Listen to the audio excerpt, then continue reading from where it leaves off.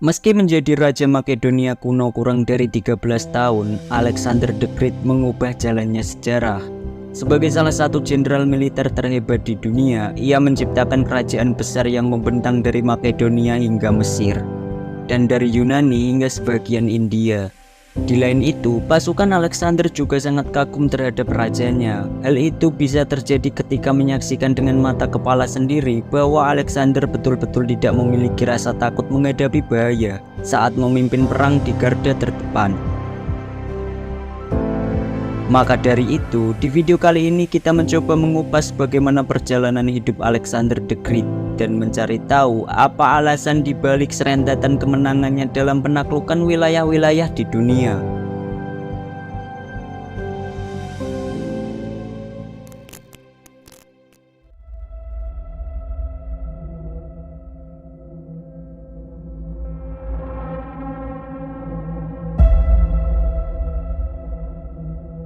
Alexander the Great atau Alexander yang Agung adalah seorang raja sekaligus penakluk yang tersohor ketika masanya. Ia dilahirkan di Pelo tahun 356 sebelum Masehi, ibu kota Makedonia. Ayahnya adalah Raja Philip kedua dari Makedonia, seorang yang punya kesanggupan dan berpandangan jauh dalam memimpin kerajaannya. Raja Philip memperbesar dan mengorganisir angkatan bersenjata Makedonia dan mengubahnya menjadi kekuatan tempur yang bermutu tinggi.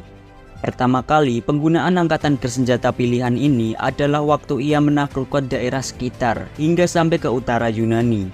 Kemudian berbalik ke selatan dan menaklukkan hampir seluruh Yunani. Kemudian Raja Philip membentuk federasi kota-kota Yunani dan dia sendiri yang menjadi rajanya. Tatkala ia sedang merancang rencana penyerangan terhadap kekaisaran Persia yang sangat luas dan letaknya berada di sebelah timur Yunani, kemudian Philip melakukan penyerbuan yang terjadi di tahun 336 sebelum Masehi. Tapi penyerbuan ini mengakibatkan terbunuhnya Raja Philip ketika waktu itu usianya baru mencapai 46 tahun. Sedangkan umur Alexander pada waktu itu baru mencapai 20 tahun tatkala ayahnya mati. Tetapi tanpa kesulitan dia menggantikan naik tahta. Hal ini sebenarnya adalah rencana Philip yang dengan cermat di jauh-jauh hari sudah melakukan persiapan untuk penggantinya. Dan si Alexander muda nampaknya sudah punya pengetahuan dan pengalaman kemiliteran yang luar biasa. Sebab dalam hal pendidikan intelektual, Raja Philip tidak mengabaikannya. Guru yang mengajar Alexander ternyata jauh hari disediakan oleh ayahnya dan guru tersebut merupakan seorang yang istimewa, yakni Aristoteles. Seorang yang dikenal paling cendekiawan dan filosof yang paling termasyhur di dunia pada masa itu. Baik di Yunani maupun daerah-daerah belahan sebelah utara, penduduk yang ditaklukkan Raja Philip memandang kematian Philip merupakan kesempatan bagus untuk menghalau dan menumbangkan kekuasaan dari cengkraman Makedonia. Tetapi pandangan itu nampaknya tak pernah terjadi karena hanya dalam tempo 2 tahun sesudah Alexander naik tahta, ia sudah mampu mengatasi kedua daerah itu. Sesudah itu perhatiannya kemudian dialihkan kembali ke Persia.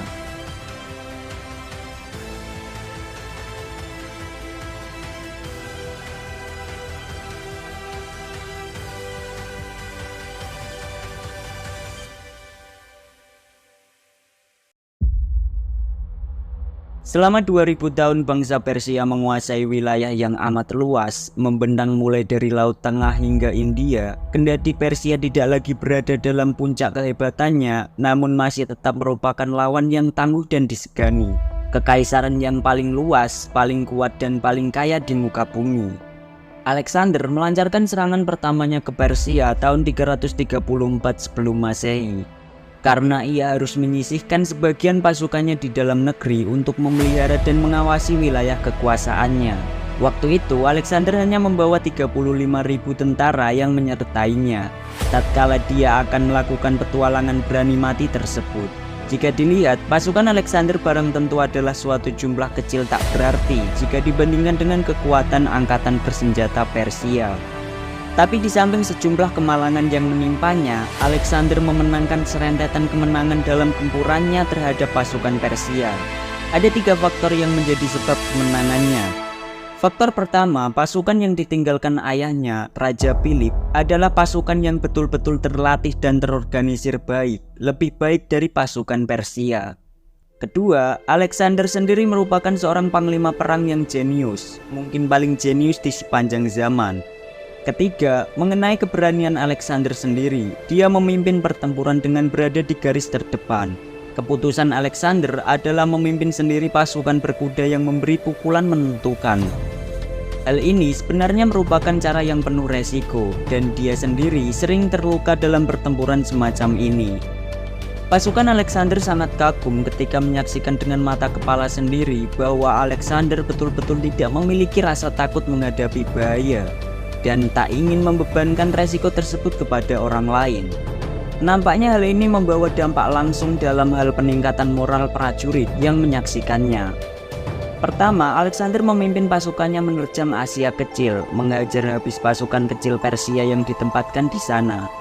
Kemudian dia bergerak menuju utara Suriah, menggilas pasukan besar Persia di kota Isus.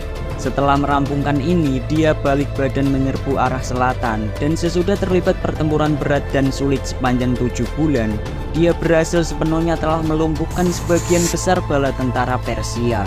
Sesudah kemenangan gemilang itu, Alexander memboyong tentaranya ke Babylon dan menerobos masuk ke kota-kota Persia, Susa, dan Persepolis. Raja Persia Darius III dibunuh oleh opsir-opsirnya di tahun 330 sebelum Masehi untuk mencegahnya menyerah kepada Alexander. Walau begitu, Alexander mengalahkan dan membunuh pengganti Darius. Dan dalam pertempuran selama 3 tahun, dia sudah menaklukkan semua belahan timur negeri Iran dan mendesak terus ke Asia Tengah.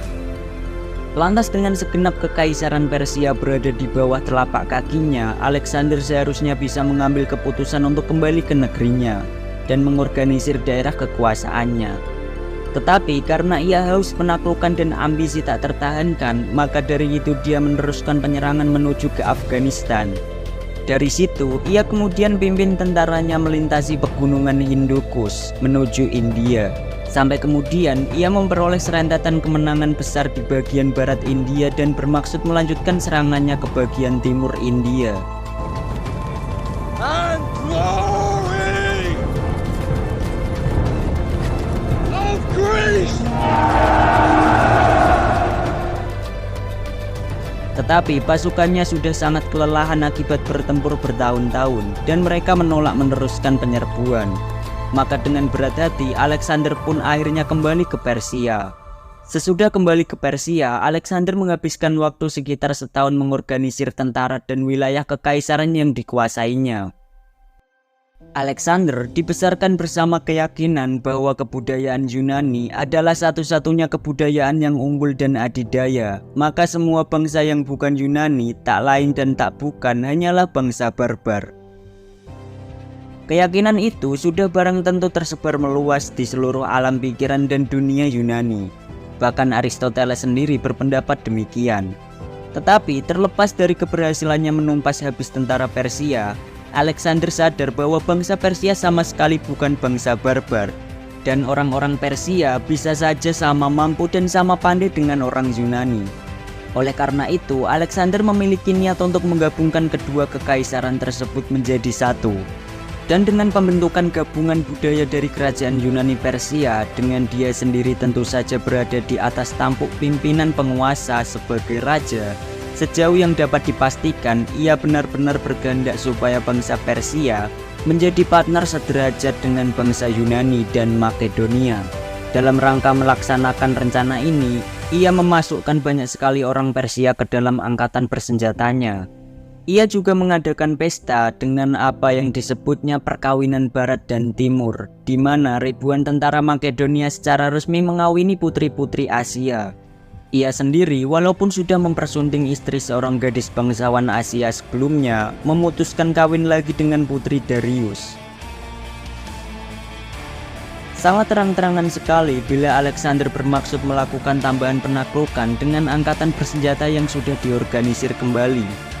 Penaklukan kali ini ia maksudkan untuk menguasai Arabia dan mungkin juga wilayah-wilayah yang terletak di belahan utara Persia. dan kemungkinan ia juga sudah mempunyai rencana untuk menduduki India atau bahkan menyerbu Roma, Kartago, dan bagian-bagian Laut Tengah. Betapapun rencana itu sudah tersusun, yang jelas tak ada penaklukan-penaklukan berikutnya lagi. Karena di awal bulan Juni tahun 323 sebelum Masehi, tatkala Alexander berada di Babylon, tiba-tiba ia terserang demam dan dia meninggal dunia 10 hari kemudian. Saat itu, umurnya belum mencapai 33 tahun.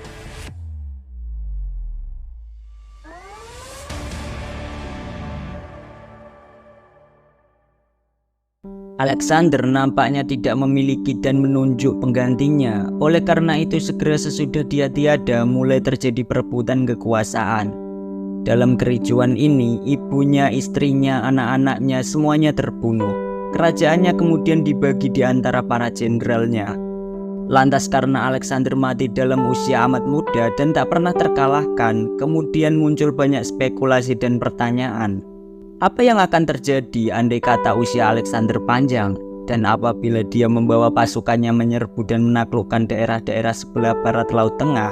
Besar kemungkinan dia akan berhasil, dan dalam hal ini seluruh sejarah Eropa Barat akan mengalami perubahan besar-besaran.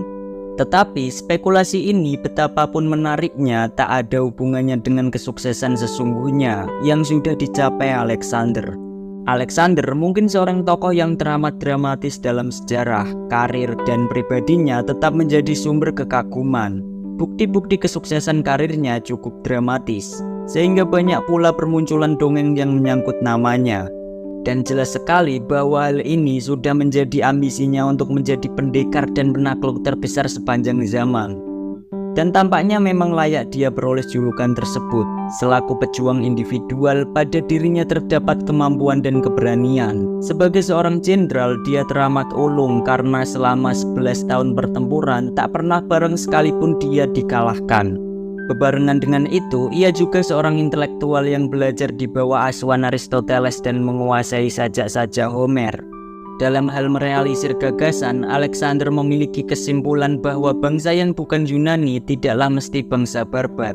Jelas hal ini menunjukkan bahwa pikirannya punya daya jangkau lebih jauh ketimbang sebagian besar pemikir-pemikir Yunani saat itu.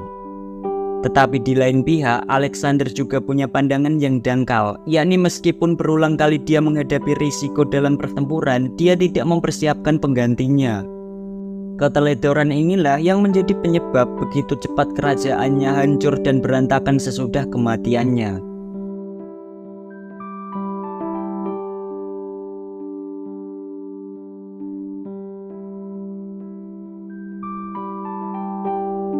Alexander the Great atau Alexander Agung memiliki wajah yang rupawan. Ia sering bermurah hati kepada musuh yang dikalahkannya.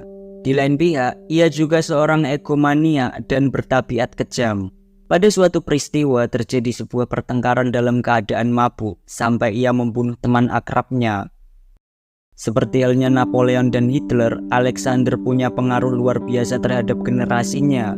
Masa pengaruhnya yang singkat lebih ringkas dari mereka semata-mata lantaran terbatasnya sarana untuk perjalanan, serta komunikasi pada saat itu membatasi dan memperkecil pengaruhnya terhadap dunia. Dalam jangka panjang, pengaruh terpenting dari penaklukan yang dilakukan Alexander adalah mendekatkan kebudayaan Yunani dengan Timur Tengah, sehingga masing-masing mendapat keuntungan untuk menambah dan mempertinggi kebudayaan mereka.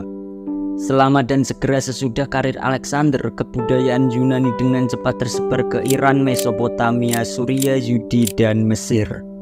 Sebelum Alexander, kebudayaan Yunani memang sudah merasuk ke daerah-daerah ini, tetapi perkembangannya sangat lambat. Di lain hal, Alexander juga menyebarkan pengaruh kebudayaan Yunani ke India dan Asia Tengah, daerah yang belum pernah terjamah sebelumnya.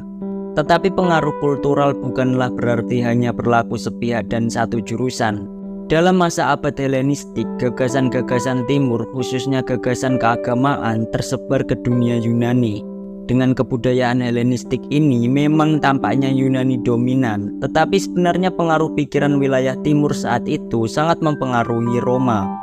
Dalam jangka perjalanan karirnya, Alexander mendirikan lebih dari 21 kota baru. Yang paling masyhur dari semua itu adalah Alexandria atau Iskandariah di Mesir, yang dalam tempo cepat menjadi kota terkemuka di dunia.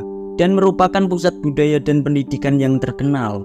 Tak hanya itu, lain-lainnya seperti Herat dan Kandahan di Afghanistan juga berkembang menjadi kota-kota penting.